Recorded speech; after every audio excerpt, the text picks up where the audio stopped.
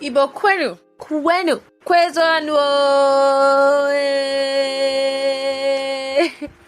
Welcome to Soulful Convos with Christine. I know from the topic already, you know what is up. For our non-Nigerian listeners, please, you'll be carried along. The term Omo Igbo, I was having a conversation with my dad earlier on Sunday when he was dropping us off to church. He mentioned something about how he had a dispute because he was on the road and he wanted to come out of a close, but a car parked. The car didn't want to go back and the car had space. He didn't have space to go back. So they just both parked their cars to see who would give him first. And my dad can be very, he won't even stress himself. He will just do what he's in his mind and just be calm. He was calm. He just put off the engine and just walked out. And then the next thing we're just hearing is Omo Igbo. That's how they used to do. That is what they are known for. Typical Omo Igbo. And then someone that saw what was going on was like, but this man literally has space to go back. Not my dad now. The other individual has space to go back. So why didn't he go back? Why is it that we always try to be very tribalistic when we are handling matters? Why? And it's something I've actually noticed with the Yoruba brethren. Whatever it is that happens, if it's an Igbo person in particular, it's like, oh my God, you have come to the wrong place. That word alone, Omo Igbo, is a ticking time bomb, honestly. And it's so sad because it is something that I see every single day. It's a daily experience, not just for me. It is a pattern. And if I don't call out these patterns, if we don't address them to see the way forward, it will just continue. It will just keep seeping into our unborn children. It's something that we would teach them, whether it is conscious or it's unconscious. And we need to put a stop to that. It is bad. People's identity is deeper than tribe. There is individuality.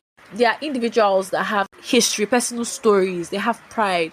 And I mean, to be called Omo Igbo is not a bad thing, Maybe you have an in-law that is an Igbo person. It can be used as an affectionate term to call them, to address them.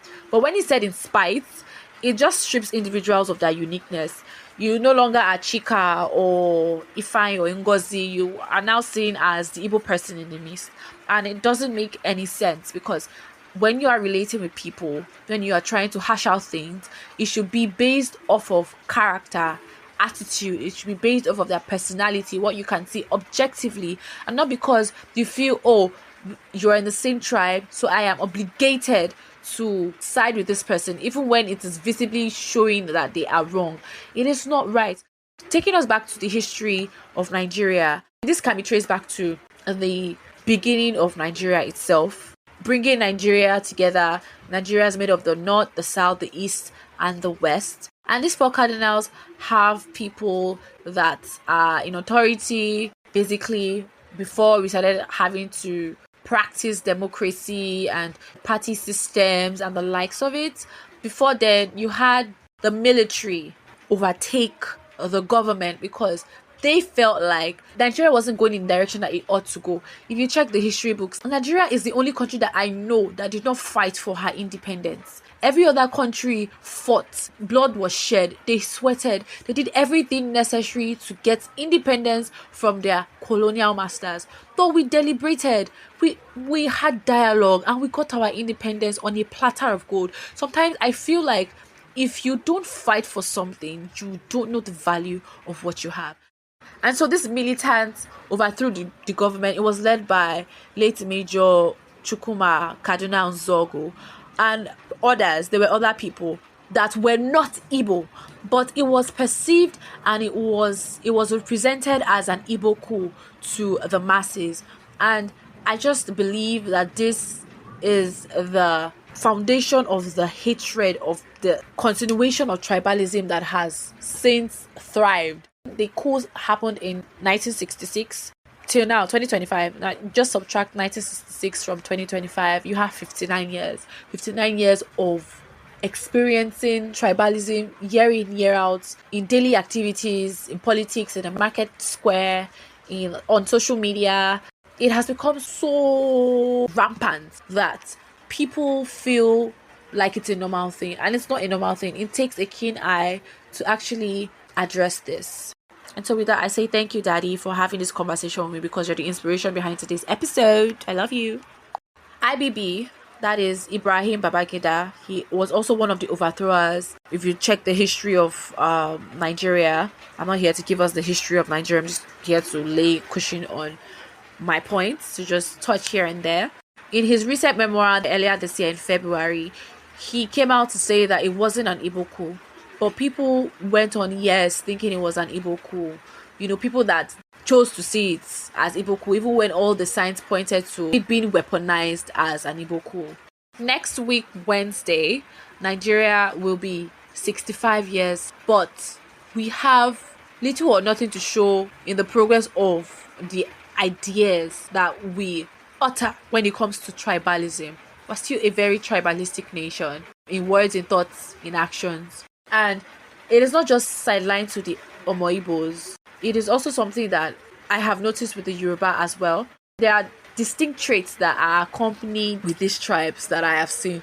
Omo Hausa people are seen as naive and simple, which is not always the case. Omo Yoruba, they are seen as proud. The trait I would use is gossip and untrustworthiness, which isn't also the case in all situations. And then Igbo people are tagged with the money consciousness trait. I mean, if you look at this thing in a collective manner, there are some truth to it. If you want to look at it from the tribal aspect, I honestly, when I'm dealing with people, I'm not a tribalistic person. I always try to get to know you based off of your perspective on things and your thought process in conversations and all that. Sometimes I can't help but see these traits play out in certain tribes. But I don't use that as a prerogative to talk to people. Do you understand? I don't use that to judge people. I don't use that in conversation with them. Not at all. I talk to you as you talk to me. As a human being, you're first a human being to me. Minus where you're from, minus your surname or whatever economic status you hold. I'm talking to you. I'm talking to the human being right in front of me. Nothing more, nothing less.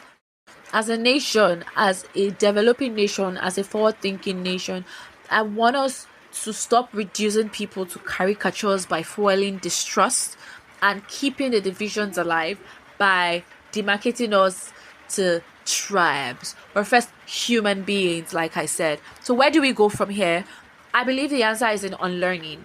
You have to unlearn things to take on new things that see you grow positively and for the better, because behind every label is a person, and behind every stereotype is, honestly, I'd say, a lazy refusal to see the individual for who they really are, and rather you're just running with what the crowd says about that particular tribe or that particular people, groups of people.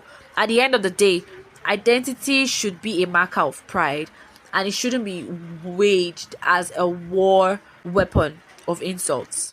If we name these patterns, if we call them out and choose to see people before tribe, this world will honestly be a much, much better place.